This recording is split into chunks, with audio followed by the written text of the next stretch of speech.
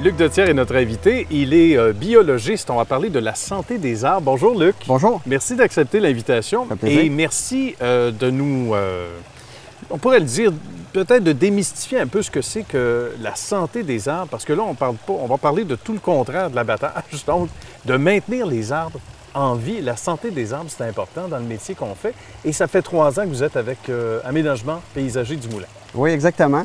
Donc, il y a 3 ans, j'ai été engagé par Daniel pour un projet. On a commencé à travailler ensemble. Puis, il y a 2 ans, on s'est associés pour partir Arboriculture du Moulin, qui est une entreprise d'arboriculture. Chez Arboriculture du Moulin, on s'occupe de la santé des arbres, comme vous l'avez dit. La santé des arbres, c'est que dans les arbres qui sont urbains, les arbres qui poussent en ville, contrairement aux arbres qui poussent dans la nature, on doit s'occuper, on peut les aider à vivre plus longtemps si on s'occupe bien d'eux. Donc, on s'occupe de la santé des arbres en regardant le type de sol, la fertilisation que les arbres ont besoin. On regarde aussi la forme, la structure de l'arbre. Donc, dès qu'ils sont jeunes, on peut commencer à élaguer, sélectionner certaines branches pour former une architecture dans l'arbre qui va être très solide et qui va permettre à l'arbre de passer au travers des intempéries. On sait qu'avec le réchauffement de la planète, on a de plus en plus d'orages qui sont plus violents l'été. On a des situations, même au Québec, on sait dans notre histoire, des épisodes de verglas, des épisodes de neige mouillée, tout ça. Ces situations-là climatiques peuvent avoir des incidences sur les arbres. Et nous, on essaie de former les arbres pour qu'ils puissent résister le mieux possible à ces situations-là. C'est fantastique, puis en même temps, on ne sait peut-être pas, on ne savait pas, en tout cas jusqu'à l'intervention de Luc, jusqu'à quel point on pouvait justement prolonger la vie des arbres. Qu'est-ce qui peut représenter le plus grand défi dans le métier de Luc au quotidien? Bien, pour la santé des arbres, ce qu'on rencontre le plus souvent, c'est des branches incluses, donc des branches qui sont aiguës.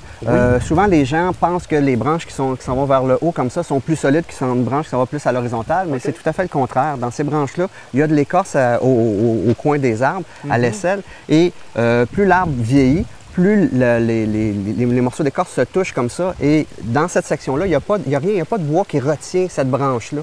Et toutes ces branches sont d'un côté, les autres branches sont de l'autre côté. Donc, avec un peu de verglas, avec un peu de neige mouillée, ça tire et ça finit par déchirer puis arracher. Donc, nous, on va sélectionner. Et ces branches-là sont souvent grosses par rapport au tronc principal. Donc, on essaie, avec le client, de s'organiser pour avoir un contrat à long terme de l'entretien de ces arbres pour pouvoir subordonner ces branches-là pour que quand on les coupe, la cicatrice soit le plus petit possible par rapport à la grosseur de l'arbre pour pouvoir cicatriser, faire un bourrelet cicatriciel et fermer la blessure le plus rapidement possible pour pas qu'il y ait d'entrée de pathogènes, d'entrée d'insectes, d'entrée de maladies. Les images qui défilent en ce moment nous montrent quoi? On est en train donc On est en train de faire un abattage chez un client. C'est une forêt qui était déjà présente lorsqu'il y a eu le développement. Les niveaux des rues sont adaptés en fonction des égouts et tout ça. Donc, les maisons sont installées, la hauteur des maisons en fonction de ça. Et souvent, les gens vont faire du remblai et ils vont remblayer les arbres pour avoir une cour qui est nivelée, qui est pas le terrain original dans lequel les arbres avaient poussé. D'accord.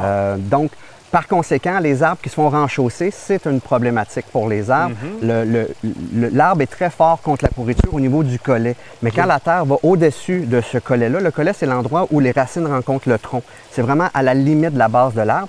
Et ça, l'arbre va envoyer des substances à cet endroit-là pour pas qu'il y ait de pourriture. Mais quand on met un pied, 2 pieds, 3 pieds de terre par-dessus, cette terre-là va garder de l'humidité avec de l'oxygène et là, les champignons vont se développer et vont commencer à gruger. Et ça fragilise le reste Ça fait pourrir l'arbre. Une fois qu'il est pourri, bien là, il y a des risques de tomber et tout ça.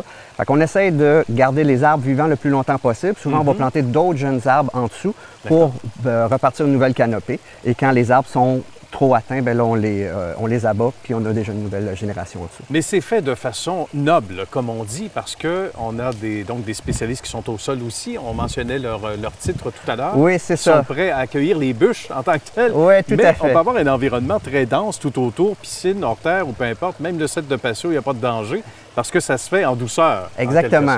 Exactement. Donc, quand les arboriculteurs sont chez les clients, on a le grimpeur qui va monter, qui va élaguer, qui va couper les branches, qui va couper les bûches et qui va descendre ça avec du câblage pour pas qu'il y ait d'accident, pour pas qu'il y ait de morceaux qui tombent au sol et qui risquent de faire du dommage. Et on a des hommes ou des femmes de sol qui vont récupérer ces branches-là, les apporter vers le déchiqueteur. Et là, on va passer ça dans le déchiqueteur. On fait du BRF avec les petites parties de branches et tout ça. Bien. Donc, on fait des copeaux, finalement. Des heures et des heures de plaisir. Oui, tout à fait. Merci beaucoup, Luc. Ça me fait plaisir. Un plaisir. Merci. Je sens qu'on va se revoir. Merci.